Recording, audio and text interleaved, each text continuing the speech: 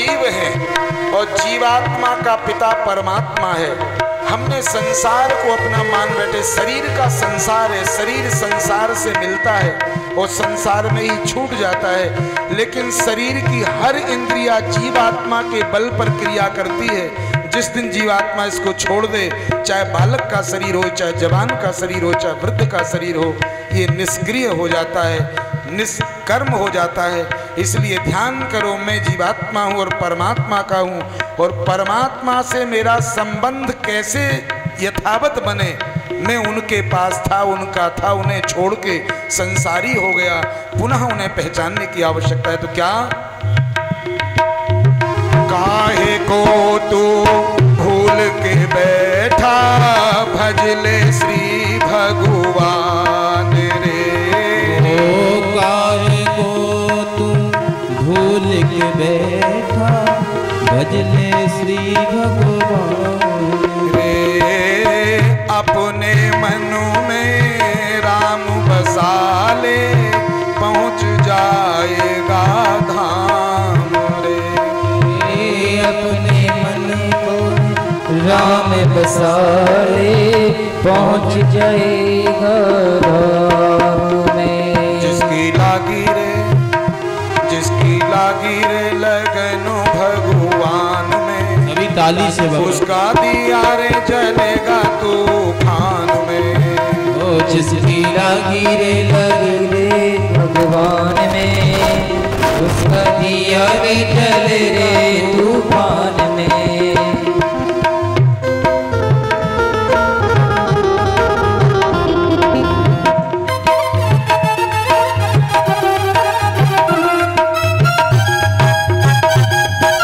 श्री राधे।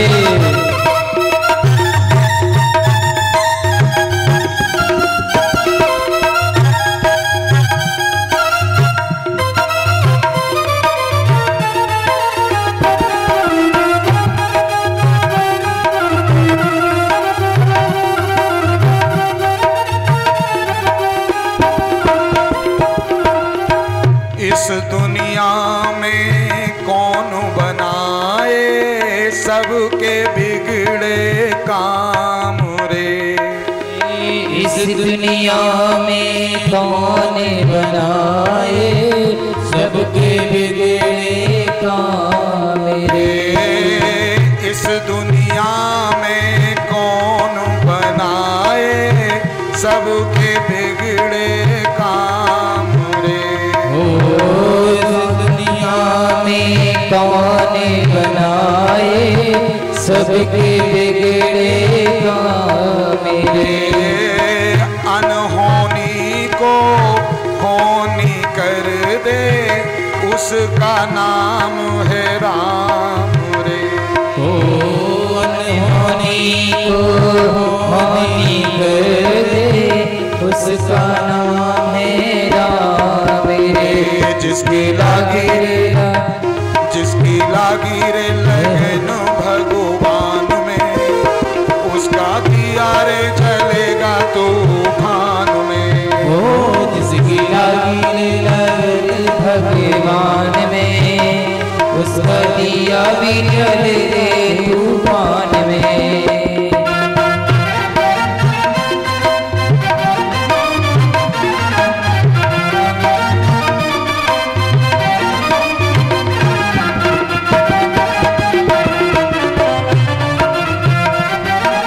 जय हो।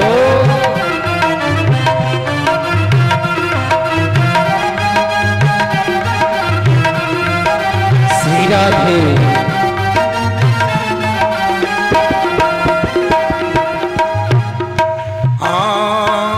जिसने राम नाम गुण गाया, लगे न दुख की छाया रे।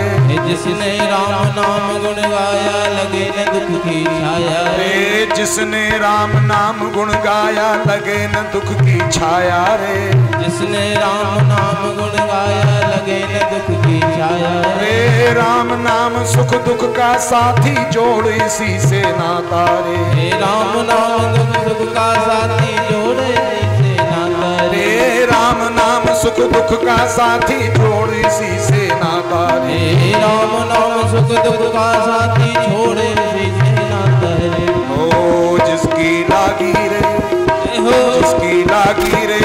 तो भगवान में, उसका दिया रे जलेगा तूफान में। ओ जिसकी लागी रे लगन भगवान में, उसका दिया रे जलेगा तूफान में। ओ जिसकी लागी लगन भगवान में, उसका दिया भी जले रे तूफान में। जिसकी लागी लगे भगवान में, उसका दिया भी जले रे तूफान में। उसका दिया रे जलेगा तूफान में, उसका दिया भी जले रे तूफान में, उसका दिया भी जले रे तूफान में। ध्यान दीजिएगा, एक ऐसी चित्त शक्ति है जिसकी सत्ता सर्वत्र व्याप्त है। हम माने न माने, लेकिन इसमें कोई संदेह नहीं है। जैसे पूरे दूध में घी होता है, अब कोई कहे कि जिसको ज्ञात नहीं है वो कहे कि दूध में घी तो दिख ही नहीं रहा, तुम कहते हो दूध में घी होता है। तो दूध में भले ही घी नहीं दिख रहा है, लेकिन ये नहीं कहा जा सकता कि दूध में घी नहीं है। जो क्रिया करने वाले माताएं हैं वो दूध को उठा करके उसमें जामन डाल करके दही बनाती हैं, और दही बना करके जब मथानी में रई डाल के मथती हैं तो मक्खन निकलता है, और मक्खन को अग्नि पर तपाती हैं तो शुद्ध घी प्राप्त हो जाता है। इसी प्रकार से जैसे गन्ने में गुड़ और शक्कर दिखाई नहीं देते, तो कोई ये नहीं कह सकता कि गन्ने में गुड़ और शक्कर दिख नहीं रहे तो है नहीं। गन्ने में गुड़ शक्कर भले ही ना दिखें, लेकिन गन्ने में से ही गुड़ और शक्कर की उत्पत्ति होती है। कोई कहे कि तिल में तेल का दर्शन नहीं हो रहा, तो तिल में कैसे मान लें कि तेल है? लेकिन तिल में तेल होता है। यदि तिल में तेल नहीं माने कोई, तो इसका मतलब ये थोड़ा ही कि नहीं है। ऐसे ही सर्वम खल्विदम ब्रह्म, परमात्मा सर्वव्यापी है। और हम इतने मायक प्रपंच में फंस गए कि इस माया ने ऐसा पर्दा डाल दिया कि असली संबंधी को भूल गए और संसार को अपना मान लिया। जबकि संसार न तो कभी हमारा था, न है और न रहेगा। यहाँ तो जब तक स्वार्थ सिद्ध होता है, देख लिया संसार हमने देख लिया, सब मतलब के यार हमने देख लिया। अरे जब तक हम स्वस्थ हैं, परिवार के काम के लायक हैं, तब तक परिवार अपना मानता है। और जो बुजुर्ग हो जाते हैं बेचारे, कुछ काम के नहीं रहते, उनका उस घर में जिन्होंने कई कोठियाँ बनाई, कई गाड़ियाँ खरीदी, कितने बिजनेस व्यापार बढ़ाया, लेकिन जब वो वृद्ध हो गए तो उन्हीं के बेटे बहुएं उनका तिरस्कार करने लगती। तो ये संसार तो स्वार्थ के लिए अपना मानता है। स्वार्थ जब सिद्ध होना बंद हो जाए तो महाराज वो व्यक्ति उससे मुंह मोड़ लेता है। इसलिए स्वार्थ के सब साथी जग में, बिन स्वार्थ को नाही रे। ओ घर की नारी कौन कहे, जब तन क्यों नारी नाही रे। इसलिए घर की सब लोग कहें, पर कौन है वस्तु यहाँ घर की। सब कहते हैं ये तो मेरे घर का व्यक्ति है, घर की वस्तु है, ये मेरे घर का धन है, दौलत है। लेकिन घर की सब लोग कहें, पर कौन है वस्तु यहाँ घर की। ओ घर की ममता जब दूर करे, तब राह मिले असली घर की। घर की उर भक्ति सियावर की, नर काहे को आस करे नर की। ओ नर की नर जान वही, प्रभु छाड़ कहे प्रभुता नर की। भगवान को छोड़ करके संसार के गुणों को यदि हम गाएं तो इससे कुछ सटने वाला नहीं है, क्योंकि संसार में कोई तृप्त है ही नहीं। सब भूखे हैं, सब प्यासे हैं। कस्मात भजन्ति कवयोर धन दुर्मदान धान। कितना भी धन किसी के पास देखो, लेकिन महाराज उसके जो धन के मद से अंधे हो रहे हैं, वो भी चाह में कि भी और आ जाए। तो फिर यहाँ तृप्ति का कोई स्थान ही नहीं है। तृप्त तो केवल परमात्मा है, और जीवात्मा उसको अपना बना ले तो संतोष हो जाएगा, तृप्ति हो जाएगी। और जब तक उससे संबंध ईमानदारी से नहीं बना, कितना भी कुछ कर लो, ये संसार की संपत्ति इसका तो स्वभाव है घटना और बढ़ना। जो व्यक्ति कभी भी नितांत गरीब होता है वो इतना बड़ा व्यक्ति बन जाता है कि लोग विचार करते हैं भैया अब इनकी समानता का कोई नहीं रहा। और जिनके बड़े बड़े आज किले खड़े हैं उनका नामो निशान नहीं रहा कि कहाँ से किधर चले गए। जिन्होंने आज जिन पहाड़ों पर इतना साहित्य ले जाने वाली सामर्थ्य नहीं है व्यक्ति में, जितने बड़े किले उन्होंने बना रखे थे, लेकिन आज वो किले खाली पड़े हैं। संसार का नियम है सम सम सरकति सह संसारा। तो परमात्मा ये संसार को शिक्षा दे रहे हैं।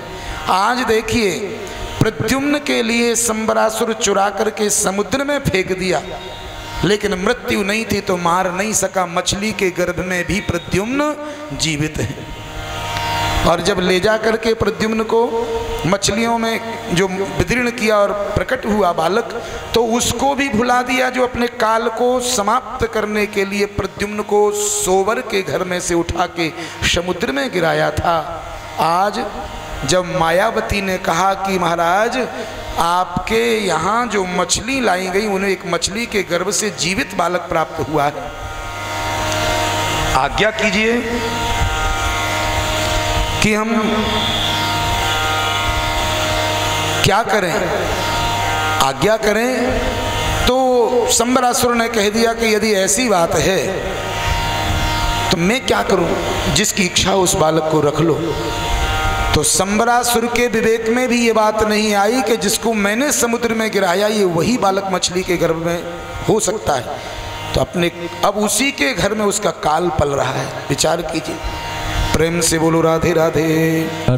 देखिए एक सूचना